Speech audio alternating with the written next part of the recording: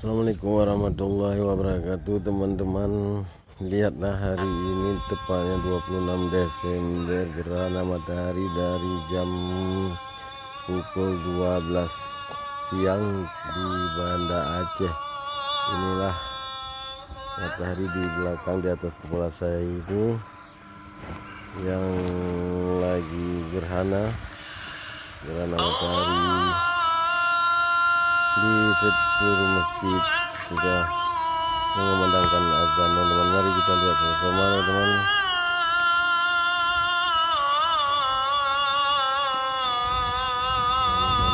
Kita lihat sama-sama inilah matahari, gerhana matahari di Banda Aceh.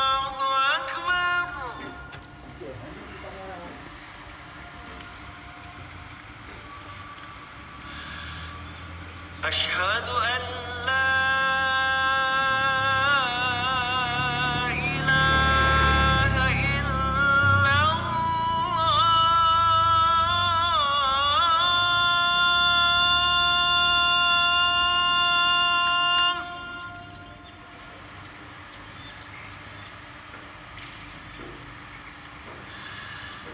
Asyhadu an la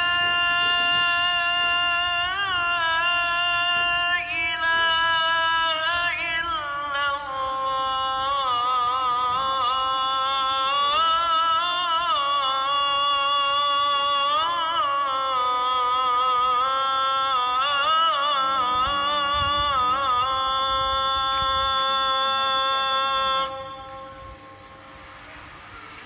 Nampak video beri di belakang ya.